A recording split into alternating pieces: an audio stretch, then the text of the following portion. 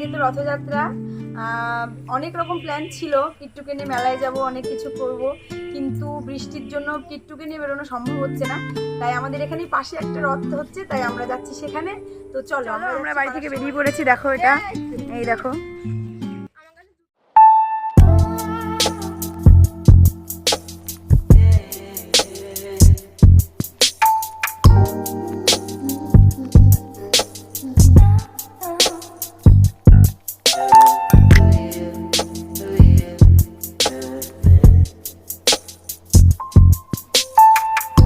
এই দেখো যেটা দেখতে পাচ্ছ এটাকে বলে সিংহদুয়ার। এটা রাজা প্রজাদের আমল থেকে এখানে তৈরি হয়েছে।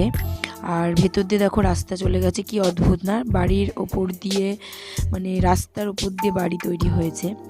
তো যাই হোক, আর এটা দেখতে পাচ্ছ এটা প্রচুর পুরনো একটা মন্দির, মানে ওই রাজা প্রজাদের আমল থেকে এই মন্দিরটা তৈরি হয়েছে। এখানে দেখো মহাদেবের আরাধনা হয়, আর মন্দিরটা অতি প্রাচীন হওয়ায় খুবই জাগ্রত। তো মন্দিরটার সৌন্দর্য দেখেছো, খুবই সুন্দর মন্দিরটা।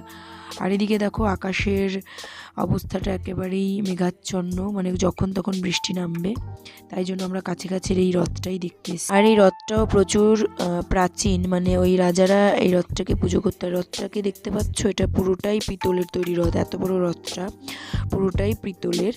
আর এখানে দেখতে পাচ্ছ খুব সুন্দর করে সাজিয়েছে, পুজো দিয়েছে, কিন্তু রথটা এখন আর টানা হয় না।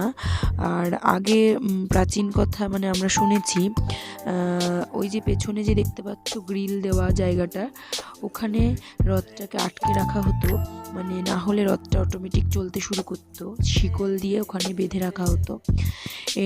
রাজাদের আমল থেকেই রথটা পুজো হয়ে আসছে।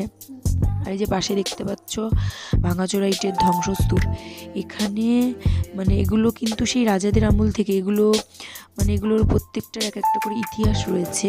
আমাদের বীরনগরের প্রচুর প্রাচীন ইতিহাস এখানে রয়েছে। তো যাই হোক, তোমাদের যদি ভালো লাগে তাহলে আমাদের বীরনগর দেখতে আসতে পারো। আর সত্যি কথা অপূর্ব জায়গা, সুন্দর।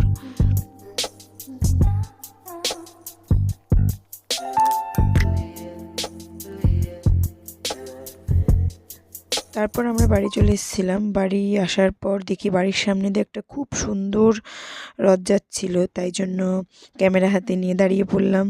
তো দেখো এখানে অনেক লোক জমা হয়েছে রথ দেখার জন্য, মানে পাড়ার সবাই। এবার রথটা খুবই সুন্দর, মানে বাজনা ফাজনা নিয়ে সব আসছে। তো চলো দেখা যাক।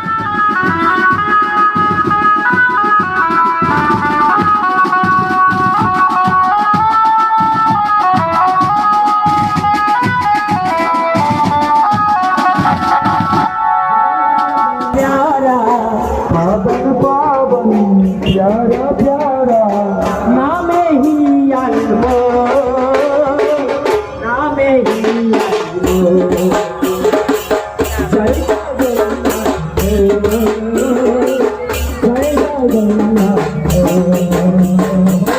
जय जगन्नाथ।